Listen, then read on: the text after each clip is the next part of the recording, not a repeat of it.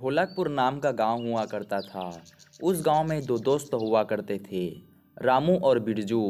बिरजू बहुत पढ़ा लिखा था, पर रामू अनपढ़ था। वह खेती बाड़ी के अलावा कुछ नहीं जानता था। एक बार दोनों मिलकर गांव के चौराहे में बैठकर बातचीत कर रहे थे। तब बिरजू ने रामू से बोला, अरे रामू भैया, कब तक हम इस गांव में खेती बाड़ी कर कर अपना जीवन यापन करेंगे? चलो हम शहर चलते हैं और अच्छे खासे पैसे कमाएंगे। और वैसे भी रामू भैया, इस गांव में तो अच्छे से व्यापार भी नहीं हो पाता। हम इस गांव में करेंगे क्या? चलो शहर चले। नहीं नहीं बिरजू, हम इस गांव को छोड़कर नहीं जा सकते। भला तू चंद पैसों के लिए कैसी बात कर रहा है? हम इस गांव में खेले कूदे हैं, पले बड़े हैं। भला हम मेहनत मजदूरी कर कर अपना जीवन यापन कर लेंगे, लेकिन बिरजू हम इस गांव को छोड़कर नहीं जाएंगे। लेकिन रामू भैया, तुम्हें इस गांव से इतना प्रेम क्यों? भला इस गांव में अच्छा व्यापार चल पाता है, न ही इस गांव में अच्छी फसलें हो पाती है, और न ही इस गांव में अच्छी आमदनी हो पाती है। भला इस गांव से तुम्हें इतना लगाव क्यों रामू भैया? चलो रामू भैया, हम शहर चलते हैं। वहाँ अच्छी खासी व्यापार करेंगे और अच्छे खासे पैसे कमाएंगे और बड़ी बड़ी गाड़ियों में घूमेंगे। एक बार फिर से सोच लो रामू भैया। मैं सोच चुका हूँ बिरजू, मैं इस गांव को छोड़कर नहीं जाऊंगा। और मैं तो कहता हूँ तू भी इस गांव को छोड़कर मत जा। शहर सुनने में अच्छा लगता है बिरजू, रहने में नहीं। जैसी आपकी इच्छा रामू भैया, लेकिन मैं शहर जाऊंगा रामू भैया, और मैं मज़दूरों की ज़िंदगी नहीं जीना चाहता। मैं तो कल ही सुबह शहर निकल जाऊंगा। खैर, जैसी तुम्हारी इच्छा बिरजू, तुम्हारी मर्जी। अगले दिन सुबह होते ही बिरजू शहर के लिए निकल जाता है। इधर रामू अपने खेतों में जमकर काम करने लगता है। न ही वह धूप, प्यास, बारिश नहीं देखता है। वह लगातार अपने खेतों में मेहनत मजदूरी करने लगता है।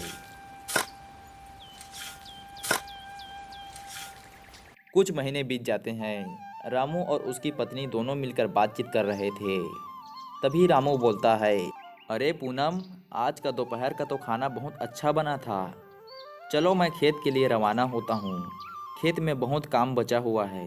ठीक है जी, आप खेत होकर आ जाइएगा। लेकिन कुछ महीनों से आपका दोस्त बिरजू दिखाई नहीं दे रहा, कहीं चला गया है क्या? अरे पूनम, उसके बारे में अब मैं क्या ही बोलूँ। वह पैसे कमाने के लिए शहर चला गया है। उसे लगता है वह अच्छे खासे पैसे कमा लेगा, लेकिन उसे क्या पता शहर के बारे में। वह मुझे भी बोल रहा था, हम दोनों साथ साथ शहर जाएंगे और बहुत अच्छे पैसे कमाएंगे। लेकिन पूनम, मैं इस गांव को छोड़कर कैसे जा सकता हूँ? हम इस गांव में खेले कूदे पले बड़े हैं, इसीलिए मैंने साफ साफ मना कर दिया। मैं इस गांव को छोड़कर नहीं जा सकता। लेकिन बिरजू ने मेरी बात का तो सुना ही नहीं। वह शहर चला गया। जैसी उसकी इच्छा पूनम, हम क्या कर सकते हैं। सही बोला जी आपने, लेकिन उसने तो आपकी बात को सुना ही नहीं। लेकिन मैं एक बात बोलूं, शहर सिर्फ सुनने में अच्छा लगता है जी, रहने में नहीं। सही बोल रही हो पूनम, मैंने भी उसे कितनी बार इस बात को बोल बोल कर समझाया, लेकिन उसने तो मेरी बात को सुना तक नहीं। खैर छोड़ो पूनम, जैसी उसकी मर्जी, हम क्या कर सकते हैं। उसकी बात को अब हटाओ तुम। 2 महीने बीत गए थे। इस बार बिरजू की फसल बहुत अच्छे से हुई थी। अरे, इस साल की तो फसल बहुत अच्छे से हुई है। इस साल तो अच्छे खासे पैसे मिलेंगे। पूनम के लिए नई नई साड़ी ले लूँगा और घर के लिए बचा कुचा सामान भी। बिरजू जिस फैक्ट्री में काम करता था, उस फैक्ट्री में आग लग गई थी।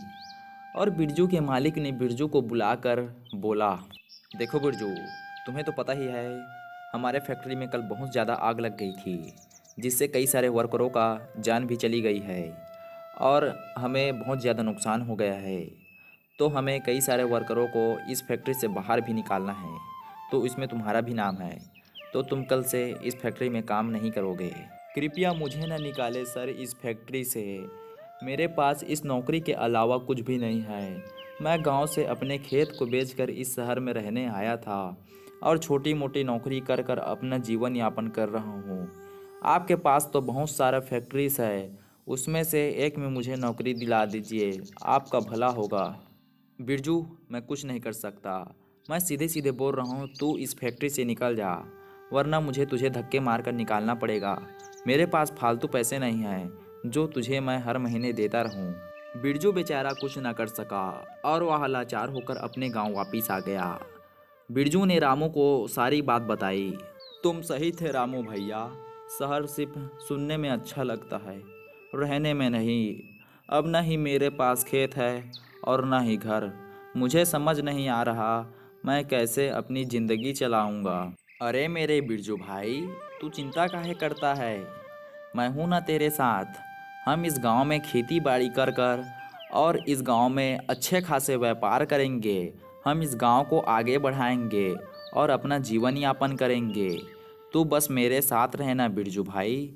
मैं तुझे अपनी खेत से आधा धान हर साल तुझे दूंगा।